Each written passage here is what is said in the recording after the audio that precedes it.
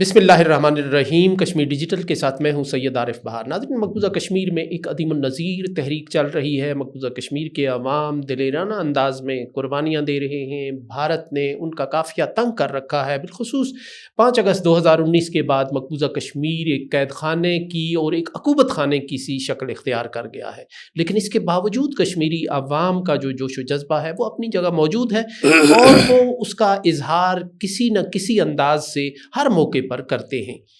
مقبوضہ کشمیر کے اندر چلنے والی اس تحریک کو دبانے کے لیے اور کشمیری عوام کے حوصلوں کو توڑنے کے لیے اب بھارت کی دیدہ دلیری اس انداز سے جاری ہے کہ وہ آزاد کشمیر کے اندر بھی سبوتاج کی اور قتل کی، ٹارگٹ کلنگ کی وارداتوں سے باز نہیں آ رہا۔ یہ وہ تمام اقدامات ہوتے ہیں کسی ملک کے اندر دہشت گردی کرنے کے حوالے سے کہ جو کسی ملک کو ایک عالمی سطح پر ایک دہشت گرد ملک قرار دلوانے کے لیے کافی ہوتے ہیں۔ حال ہی میں ایسا ہی ایک افسوسناک واقعہ بھی رونما ہوا جس نے ایک آزاد کشمیر کے عوام کو ایک غم و غصے سے بھر گیا، ایک نامعمول کی زندگی گزارنے والی ایک شخصیت کو نشانہ بنایا۔ تو مقبوضہ کشمیر کی صورتحال بھارت کے عزائم اور ارادوں کے حوالے سے اور مقبوضہ کشمیر کے عوام کا جو جوش و جذبہ ہے اس پر گفتگو کرنے کے لیے آج ہمارے ساتھ آل پارٹیز حریت کانفرنس کے رہنما مشتاق الاسلام صاحب موجود ہیں۔ ان سے ہم گفتگو کریں گے۔ مشتاق صاحب السلام علیکم۔ مشتاق صاحب، کیا کہیں گے آپ کہ یہ جو حالیہ ایک واردات ہوئی جس میں ایک پرامن ایک ماہر تعلیم کو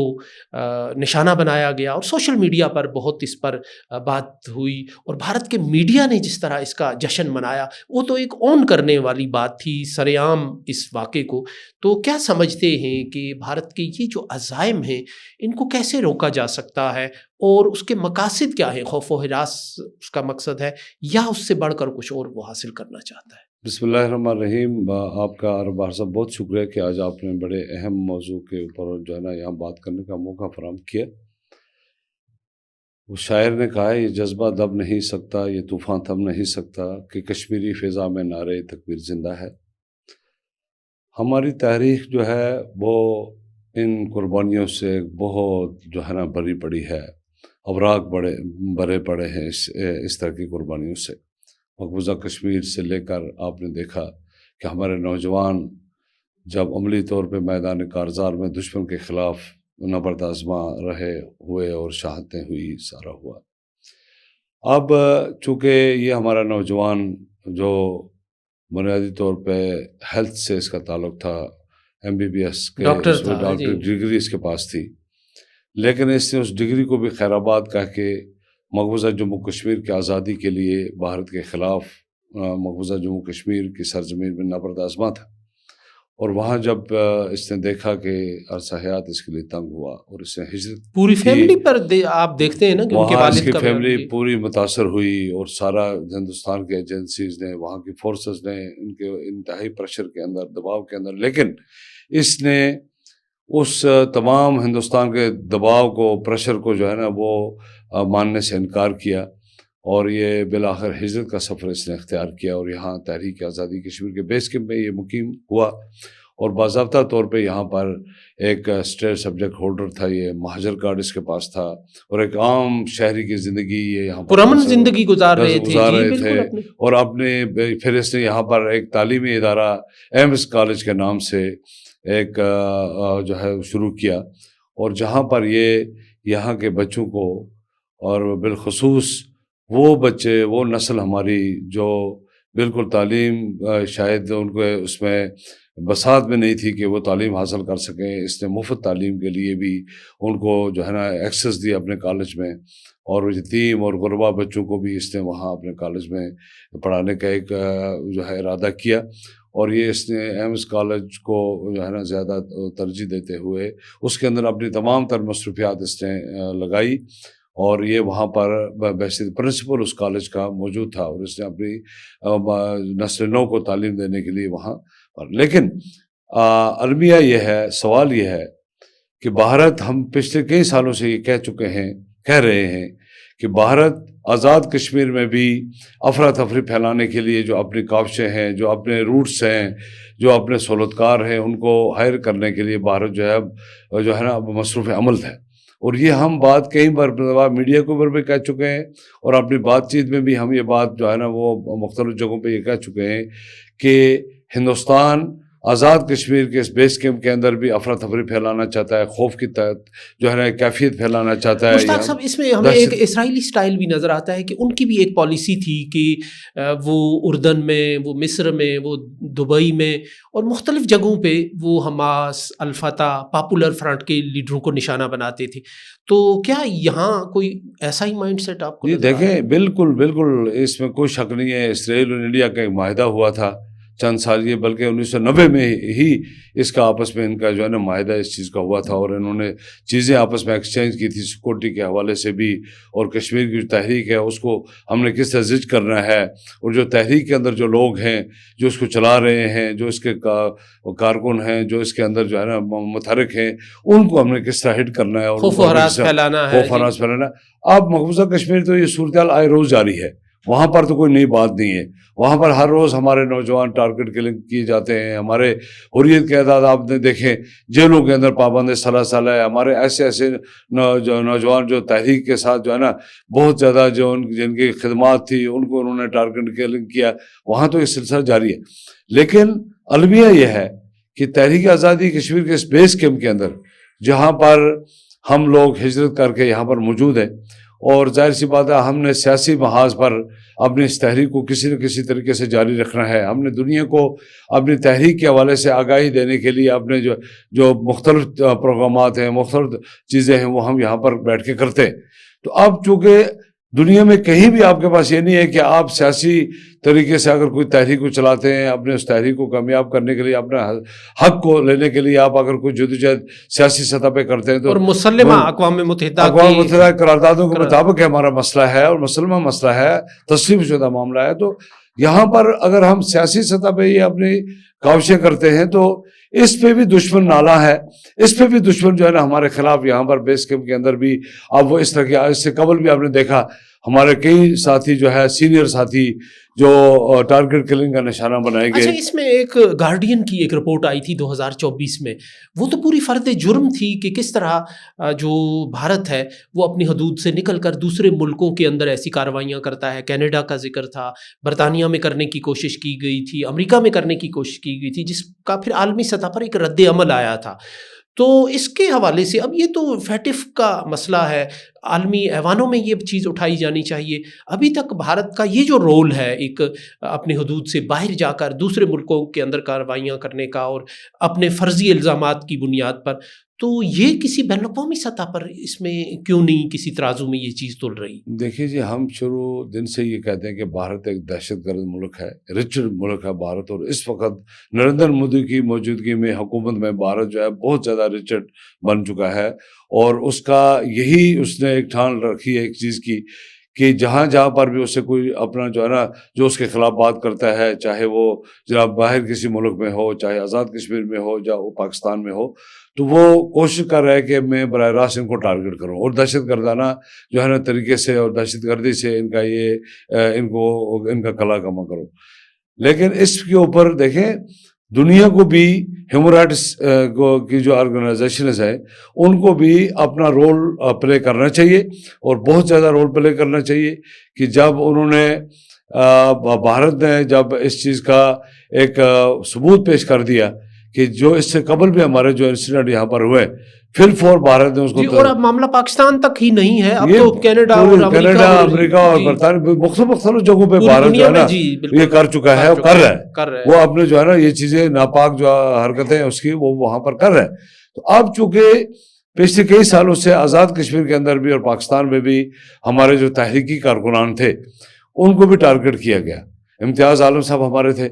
ان کو ٹارگٹ کیا گیا۔ راولہ کوٹ کے اندر ہمارے ایک تحریکی ساتھی تھے مقبوضہ کشمیر جموں سیکٹر سے، وہ پونچھ سے تھے، ان کو بھی معاشرت کے اندر ٹارگٹ کیا گیا۔ اور کل یہ جو ہمارا واقعہ یہاں پر دن دہاڑے ڈاکٹر حمزہ برہان کو جس طرح سڑک کے اوپر جو ہے انہوں نے ٹارگٹ کلنگ کی، اور اسی وقت فی الفور انہوں نے 5 منٹ کے اندر ہی ہندوستان کی میڈیا سے یہ خبر چلا دی کہ یہ جناب پلوامہ کا فلاں ماسٹر مائنڈ تھا اور اس طرح تھا، جبکہ یہ ایک سکول چلانے والا ایک تعلیمی ادارے کا جو ہے نا ذمہ دار تھا، اور وہاں بھی تعلیمی حاصل کر رہا تھا، جیسے ان کے والد کا بیان سامنے آیا، تعلیمی حاصل کر رہا تھا، تعلیم حاصل کرتے کرتے یہاں آیا اور یہاں بھی تعلیم حاصل کر کے اس نے MBBS کی ڈگری کی اور پھر یہاں پر بیس کیمپ میں سے ایک ادارہ بنایا ایمز کے نام سے۔ تو اب جناب یہ ہے کہ ہم اس تمام جو سچویشن ابھی موجود ہے یہاں بیس کیمپ کے اندر، جو ایک ہمارا یہ واقعہ کل کا ہوا، ہم اس پہ خصوصاً حکومت آزاد کشمیر سے، آزاد کشمیر کے IGP سے، ہم آزاد کشمیر کے مقتدر اپنے اداروں سے اور بالخصوص آزاد کشمیر کے عوام سے ہم یہ اپیل کرنا چاہتے ہیں کہ وہ اس کے اوپر گہری نظر رکھیں،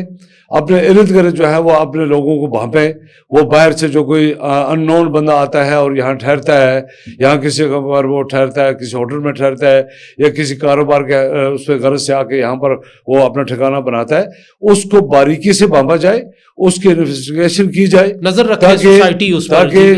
تاکہ جناب ہر بندہ اس سے محفوظ رہے۔ اچھا، ایک طرف ہم کہتے ہیں کہ جو خبریں آ رہی تھیں کہ ٹریک ٹو ڈپلومیسی شروع ہو رہی ہے، کچھ پس پردہ مذاکرات بھی چل رہے ہیں، جس سے لوگ یہ سمجھ رہے تھے کہ ایک سکھ کا سانس ملے گا اور ایک امن کی طرف شاید واپسی ہو جائے، تو ایسی کوششوں کے حوالے سے آپ کا کیا کہنا ہے؟ کیا آپ کی اطلاعات ہیں؟ جو دفتر خارجہ کے ترجمان ہیں طاہر اندرابی صاحب، انہوں نے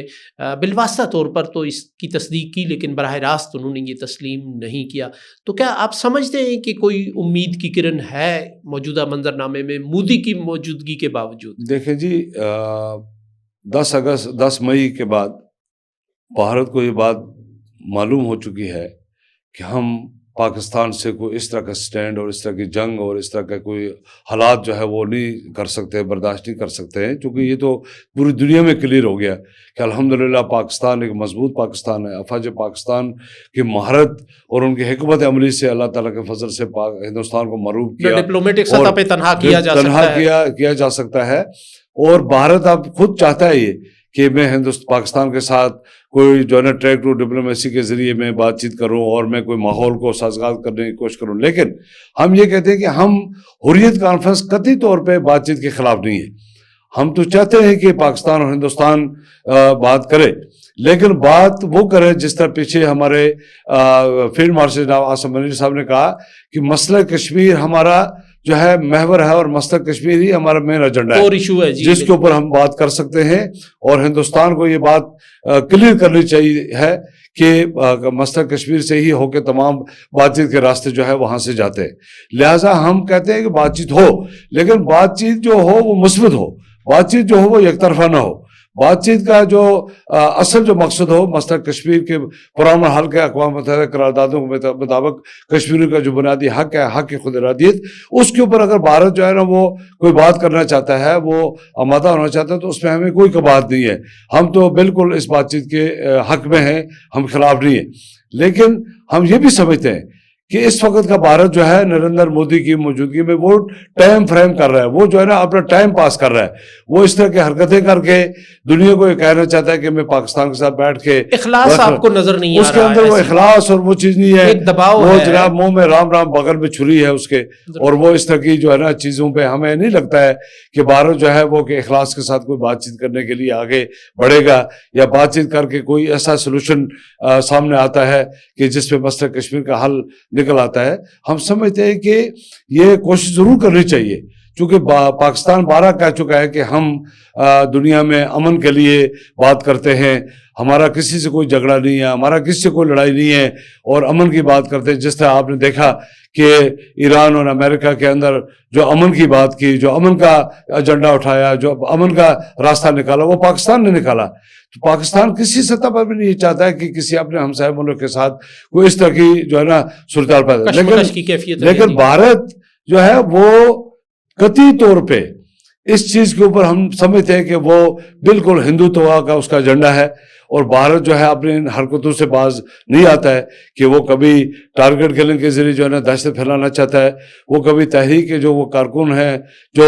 چاہے وہ بیس کیمپ کے اندر ہو یا اندر ہو، ان کو زج کرنے کے لیے، ان کو اس تحریک سے جو ہے نا دور کرنے کے لیے کبھی جیلوں میں ڈالتا ہے، کبھی ہمارے نوجوانوں کو ٹارگٹ کرتا ہے، کبھی اس وقت مقبوضہ جموں کشمیر میں آپ نے دیکھا کہ ایک جیل کی حیثیت وہاں پر بن گئی ہے، وہاں پر تمام انٹرنیٹ بند ہے، وہاں پر تمام میڈیا کے ایکسس نہیں ہے، ہندوستان کا براہ راست جو ان کا گودی میڈیا ہے وہ وہاں کی خبریں، فیک خبریں چلا رہا ہے، نعرہ لگانے پہ مقدمات قائم کیے جا رہے ہیں، ایک وہ معمولی سی کوئی بات اذان دینے پہ جناب جو ہے نا وہ مقدمات چلائے جا رہے ہیں، ہمارے مدارس ہیں وہاں پر، ہمارے تعلیمی ادارے ہیں وہاں پر، انہیں بند کیا جا رہا ہے، ہمارے مذہبی جو ہے ان کے اوپر قطغرے لگائی جا رہی ہیں، مذہب کے اوپر، اسلام کے اوپر براہ راست ہندوستان کے حملے کیے جا رہے ہیں۔ تو میں سمجھتا ہوں کہ اس صورتحال میں تو ہم نہیں سمجھتے کہ ہندوستان کوئی مخلص ہے ان چیزوں کا، یعنی بھارت کا جو ٹریک ریکارڈ ہے اس میں کوئی اخلاص کی کوئی صورت نظر نہیں آتی، ماضی کا کوئی ٹریک ریکارڈ ان کا صحیح نہیں ہے، لہٰذا ہم سمجھتے ہیں کہ پاکستان اپنی طرف سے جو بھی کوششیں ہیں وہ تو اخلاص کے ساتھ ہو رہی ہیں، وہ کہ بھائی اگر کوئی چیز نکلتی ہے بھارت کو اسی پہ آتا ہے، لیکن ہم نہیں سمجھتے کہ بھارت پر اندھا اعتماد نہیں کیا جا سکتا۔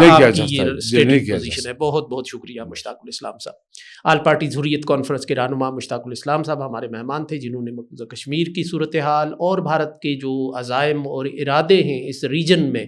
ایک بالادستی کے اور دہشت پھیلانے کے، ان پر بڑی سیر حاصل گفتگو کی۔ اس کے ساتھ ہی اجازت دیجیے، اللہ نگہبان۔